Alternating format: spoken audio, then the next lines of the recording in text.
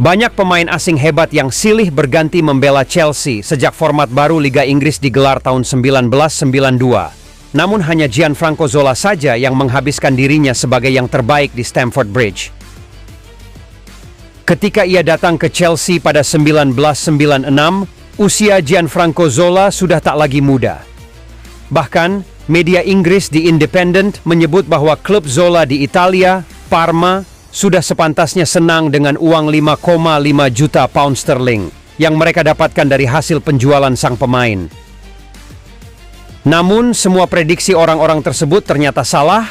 Dampak instan yang diberikan Zola kepada Chelsea membuat namanya kembali harum dan melegenda di Stamford Bridge.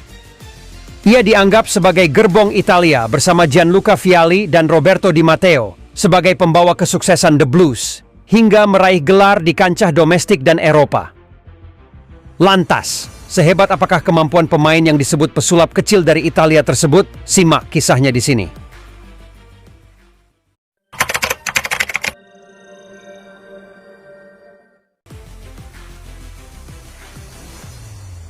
Ya, Gianfranco Zola lahir di Oliena, Sardinia pada tahun 1966.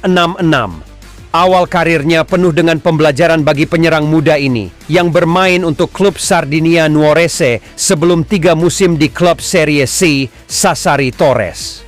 Disinilah Luciano Moggi menemukan bakatnya. Dialah yang menjadi tokoh kunci dalam skandal Calciopoli tahun 2006 yang menyebabkan Juve dilucuti dari gelar Serie A berturut-turut dan diturunkan ke Serie B.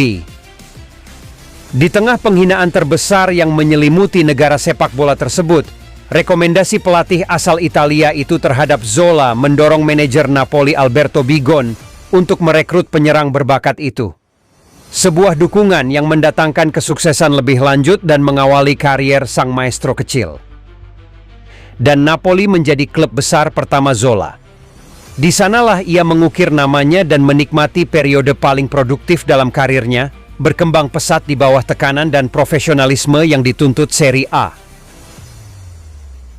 Selama bermain di Napoli, klub-klub di seluruh Eropa mulai memperhatikannya dan reputasi serta statusnya tumbuh di setiap pertandingan.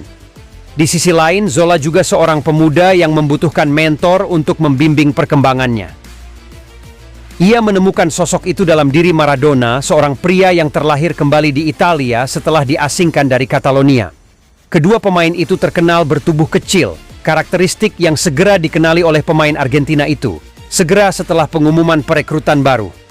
Akhirnya mereka membeli seseorang yang lebih pendek dari saya, kata Maradona.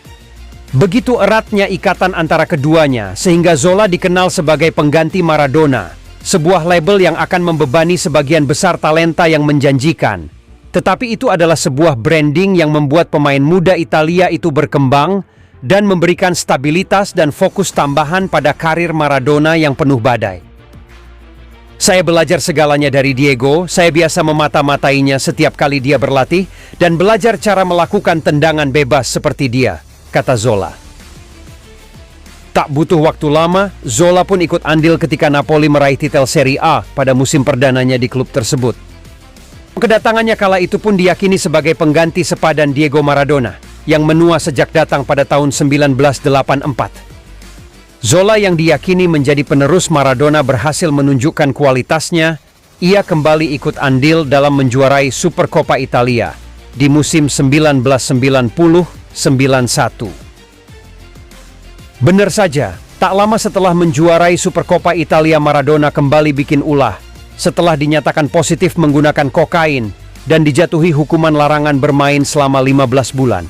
Alhasil, Maradona pun terpaksa pergi meninggalkan Napoli dengan malu, dan setelah masa larangan bermainnya selesai, ia memilih Sevilla meskipun ada minat dari Real Madrid dan klub-klub besar Eropa lainnya. Kepergian pemain Argentina itu menyebabkan masa-masa sulit di Napoli, tak tergantikan di antara para pendukung dan terukir di jantung kota. Kehilangannya bagi klub dan daerah tidak dapat diremehkan. Pahlawan baru dibutuhkan. Sangat penting untuk mengisi kekosongan sebesar Maradona. Tetapi ketika pahlawan yang dipermalukan itu memberikan pendapatnya tentang penggantinya, ia menyebut Zola sebagai orang yang akan membawa tim maju. Napoli tidak perlu mencari siapapun untuk menggantikan saya. Tim sudah memiliki Zola.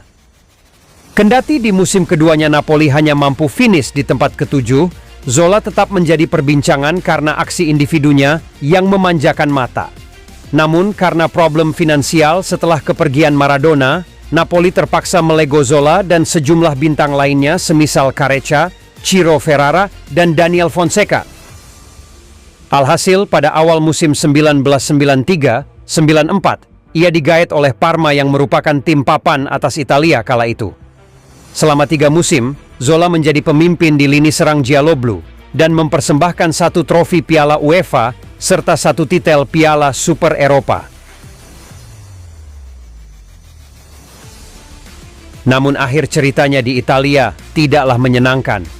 One man's trash is another man's treasure. Apa yang menurut seseorang sudah tak lagi berguna, ternyata bisa menjadi harta karun bagi orang lainnya. Perubahan dari sampah menjadi harta karun itulah yang dialami Zola pada permulaan musim 1996-97. Kepergiannya dari Italia itu terjadi di bawah situasi yang tidak menyenangkan. Pada tahun tersebut, Zola menjadi kambing hitam atas kegagalan Lo Nazionale di Piala Eropa. Hal itu terjadi pada sebuah pertandingan fase grup melawan Jerman. Zola dipercaya jadi eksekutor penalti. Setelah Pierluigi Casiraghi dijatuhkan Andreas Kopke di kotak terlarang, dan Azzurri pun mendapat kesempatan meraih kemenangan untuk lolos ke fase gugur. Dari titik putih, dengan yakin Zola mengarahkan bola ke sisi kiri bawah gawang Jerman. Akan tetapi, Koepke mampu membaca arah tendangannya dengan baik. Tembakan Zola itu tidak keras, sehingga Koepke bisa menangkap bola dengan mudah. Pertandingan tersebut berakhir imbang tanpa gol, dan Italia tersisih dari turnamen. Sepulangnya ke Italia, Zola menjadi musuh bersama. Tak cuma itu, karirnya di level klub juga tiba-tiba menemui jalan buntu seiring dengan kedatangan Carlo Ancelotti ke Parma. Keengganan Ancelotti untuk memakai trequartista di timnya membuat Zola semakin merana. Situasi itu membuat karir Zola jadi seperti hidup segan, mati tak hendak. Namun ketika musim 1996-97, sebuah panggilan datang untuknya dari tanah Britania. Ruud Gullit, mantan rivalnya di Serie A, membutuhkan bantuan Zola untuk membangkitkan Chelsea yang sudah lama tak berjaya. Sejak menjadi juara Piala FA 1970, Chelsea mengalami penurunan gradual yang utamanya disebabkan oleh kesulitan finansial. Bahkan, pada 1982, Ken Bates bisa membeli klub berjuluk The Blues itu hanya dengan uang 1 pound sterling. Di bawah Bates, Chelsea berusaha untuk terus memperbaiki keadaan. Pemain yang direkrut pun tak main-main. Gianluca Vialli diangkut dari Juventus secara gratis usai kontraknya habis, Roberto Di Matteo dibajak dari Lazio, dan Frank Leboeuf ditarik dari Strasbourg. Ketiganya merupakan pemain kaliber internasional. Dengan bantuan pemain-pemain tersebut, Gullit menerapkan sebuah filosofi yang dinamainya seksi football.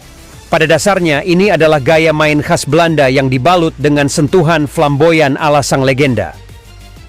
Dalam diri Leboeuf, Di Matteo, dan Vialli, Chelsea memiliki sosok bek tangguh, gelandang pekerja keras, dan striker tajam. Akan tetapi seksi football Gullit tentunya tidak lengkap tanpa sentuhan bakat alam. Sentuhan inilah yang dihadirkan Zola mulai November 1996. Ketika itu jendela transfer memang belum seperti sekarang. Klub-klub masih bisa mendatangkan pemain di luar tenggat waktu tertentu. Dan itulah mengapa Zola bisa datang pada pertengahan paruh pertama musim 96-97. Dengan biaya 4,5 juta pound sterling, Zola direkrut dari Parma. Meskipun datang dengan kondisi mental babak belur, Zola bisa segera bangkit dan menunjukkan kapabilitas sebenarnya di hadapan publik Stamford Bridge. Di musim pertamanya, Zola langsung sukses mempersembahkan Piala FA. Zola mempertontonkan sesuatu yang benar-benar baru buat Chelsea. Pemain berbakat seperti Ray Wilkins dan Pat Nevin memang sudah pernah membuat para supporter terperangah, tetapi tak ada yang levelnya menyamai Zola. Selama 7 musim di Chelsea, Zola berhasil mengumpulkan 6 gelar, termasuk 2 titel berlevel Eropa. Akan tetapi, bukan itu yang diingat orang dari dirinya, melainkan aksi-aksi tak masuk akal yang entah bagaimana bisa dilakukannya tanpa kesulitan. Salah satu contohnya bisa disaksikan di pertandingan Piala FA 2001-2002 kontra Norwich City. Menerima umpan sepak pojok dari Graham Lesaux di tiang dekat, Zola menggunakan tumitnya untuk membobol gawang The Canaries. Gol itu sampai kini masih begitu lekat di memori para penggemar Chelsea. Selain gol ke gawang Norwich itu, gol Zola lain yang paling diingat adalah gol terakhirnya untuk Chelsea. Menghadapi Everton pada Premier League 2002-2003, Zola mencetak gol lewat tendangan lob dari luar kotak penalti usai menerima umpan panjang William Gallas. Chelsea menang 4-1 pada pertandingan tersebut dan di akhir musim sukses finish di peringkat keempat. Keberhasilan itu mengantarkan Chelsea lolos ke Liga Champions sekaligus menyelamatkan mereka dari kebangkrutan. Selama di Chelsea, Zola mencetak 74 gol dan tak sedikit yang dicetak dengan cara sensasional, termasuk lewat sepakan bebas. Kemahiran Zola mengeksekusi bola mati ini tak bisa dipisahkan dari hari-harinya di Napoli, di mana dia melatih akurasi tendangan bebas setiap hari bersama Maradona. Sebanyak 12 gol tendangan bebas berhasil dikumpulkannya di Premier League selama 7 musim. Jumlah itu sama dengan milik Thierry Henry dan hanya kalah dari David Beckham yang punya koleksi 15 gol. Namun kedua pemain itu bermain lebih lama di Premier League ketimbang Zola.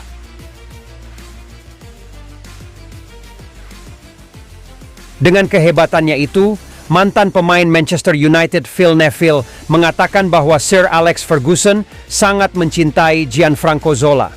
Karenanya, jika MU bertemu Chelsea, Sir Alex selalu menggunakan taktik khusus untuk menghadapi mantan pemain depan tim nasional Italia tersebut. Sir Alex Ferguson sendiri juga pernah membeberkan perasaannya tentang Zola, pemain yang selalu membuatnya kesal dalam setiap kali pertandingan Manchester United ketika melawan Chelsea.